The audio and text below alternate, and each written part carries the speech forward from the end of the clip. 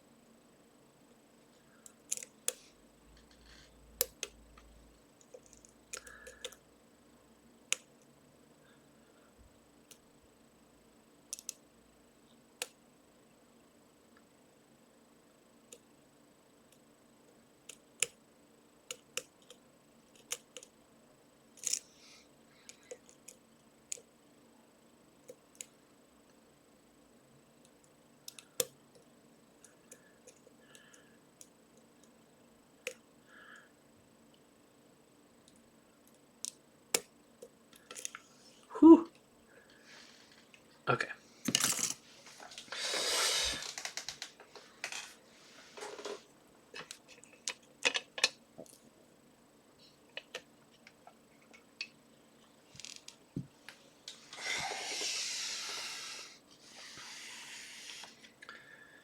Ignore the murdered spring. That is open. All right, I'm gonna relock this. Let's pull the C-clip off.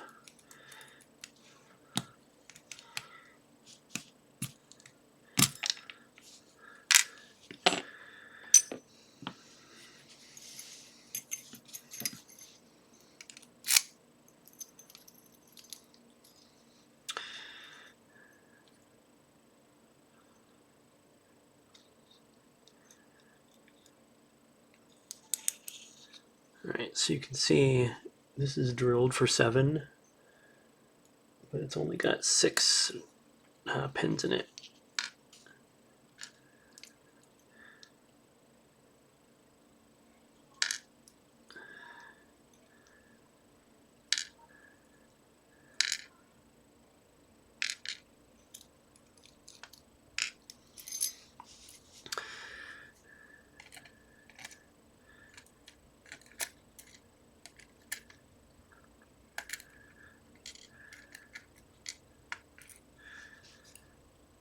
But the keys only got 6 positions too, so 1, 2, 3, 4, 5, 6. So I'm not sure if there's, I'm assuming there's another blank you can get that is 7. The orientation of these doesn't matter, but I'll show the first one just so you can see it. See, the trampoline pins are symmetrical.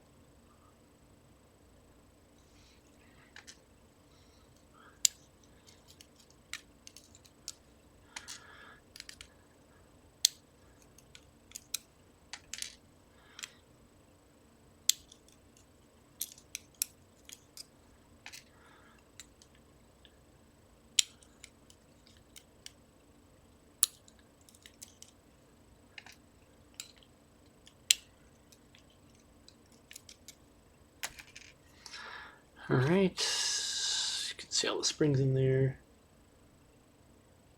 I'm just going to dump them. They're all identical.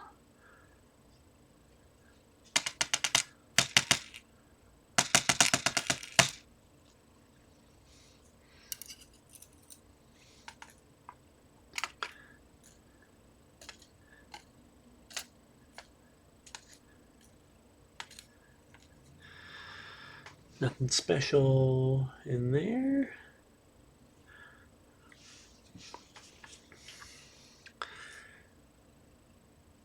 And there's your pins. You can see the trampoline spools. Let me grab one to show up close.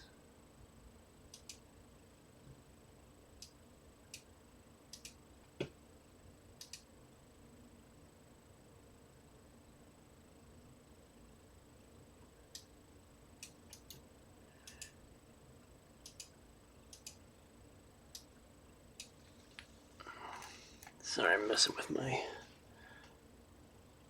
video options. I'm going to adjust the focus real quick here.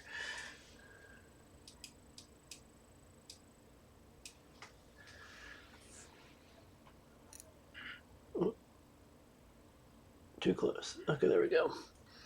So there's the trampoline spool. Right there.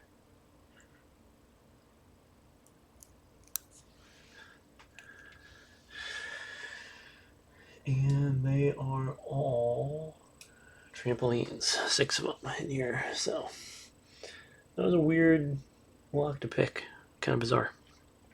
All right, there you go. That is a Trioving. I'm not even sure what the model is. Trioving with trampoline spools. Thanks for watching.